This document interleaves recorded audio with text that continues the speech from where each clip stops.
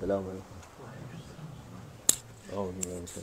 Bismillahirrahmanirrahim. Salatu vesselamu ala Resulina Muhammedin seyyidil evvelin ve ahirin.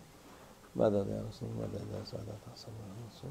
Desturun ve şabba fazla Hasan şu Muhammed'den rahmede. Tarikatına sahba vel hayru fil cemiyye.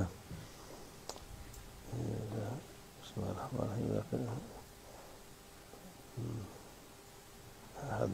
Kur'an-ı Azim şu anda ayeti tam getiremedim de ve eve geldiğiniz vakit Allah Almighty speaks in the Holy Quran about good manners, and He mentions in this verse, which I'm unable to quote right now, about the good manners when entering a house. O evden izin isteyin. In this divine verse, Allah Almighty reveals that before entering a house, you should ask for permission. Girmek için izin verirlerse girin diyor. And you shall only enter if you are given that permission to enter the house. Allah Azze ve Celle vermezlerse fansarifu diyor. Oradan gidin.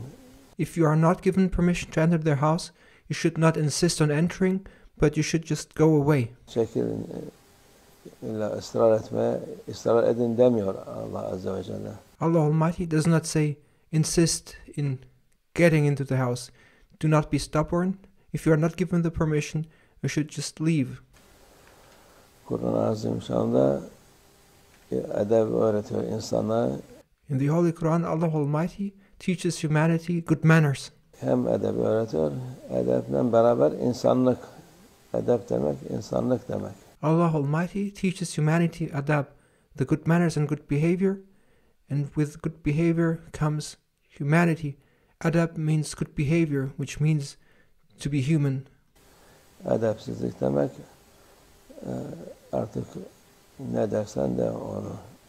To not have adab, to not have good manners or good behavior, means to have lost one's humanity, and you may call it whatever you like, but that is not humanity. Onun için tarikat ehli bahusus buna dikkat etmesi lazım. As followers of the tariqah, we must pay attention to good behaviors and good manners particularly. Bazı yerlerde edep lazım. Her tarafta edep lazım ama bazı yerlerde daha fazla. We need to preserve good manners and show good manners and good adab everywhere, but there are some places where we must pay attention to our behavior meticulously. Mühimdir. Burası değil, evin hürmeti var, var, onu hem one aspect of good manners is to respect the honor of the house.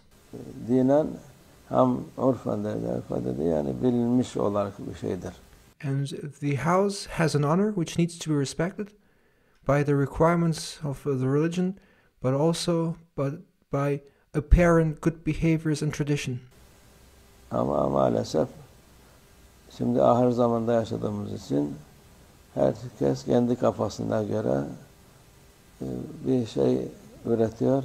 As we now live in the end of times, however, everyone invents their own things and comes up with their own ways of life. Onu doğru zannediyor. And they think that the way they act is correct. Doğru olan edeptir. What is good, what is correct is proper behavior, good manners, adab. Eski Allah makamlarını âli etsin, Osmanlı'nın edebi vardı. In former times, the Ottomans, may Allah Almighty be pleased with them and increase their station, they were the ones who did have good manners and who had adab. Osmanlı'dan sonra edep kalmadı. After the Ottomans, there was no adab any longer. Haya kalmadı. Their people lost their shame and dignity. Peygamber en son işte bu kalkacak dediği şeylerden biri onlardır. And this is something our beloved Prophet, peace and blessings be upon him, has warned us about, that in the end of times people will lose their shame or dignity. Onun Peygamber sallallahu aleyhi ve sellem dediği zahir oluyor. The sacred blessed words of our beloved Prophet, peace and blessings be upon him, are manifesting. O mübarek sözleri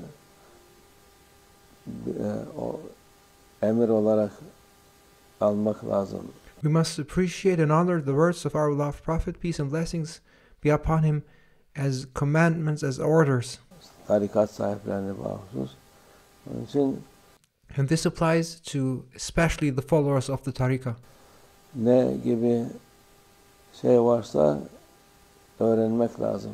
And we must constantly learn about these things. Osmanlı dediğimiz gibi kitap da çıkarmış. The Ottomans, for example, they even wrote a book about good manners, about adab. Bu edep, irfan diye kitap, nasıl davranılacak, nasıl edilecek diye. And they wrote down the etiquette and the protocol and the guidance of good behaviors and good manners. İnsanlara şaşırmasınlar diye iyi kötüyü.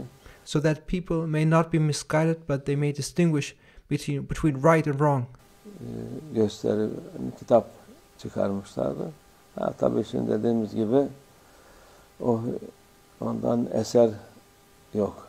However, now in the times we now live in, there is no trace of good behaviors or good manners left. Allah onlardan razı olsun. May Allah Almighty be pleased with them, with our ancestors. İnşallah onların yolundan gitmeye nasip etsin hepimize. And may Allah Almighty enable us to follow in their footsteps and to follow their way. Amin Allah tevfik. El Fatiha.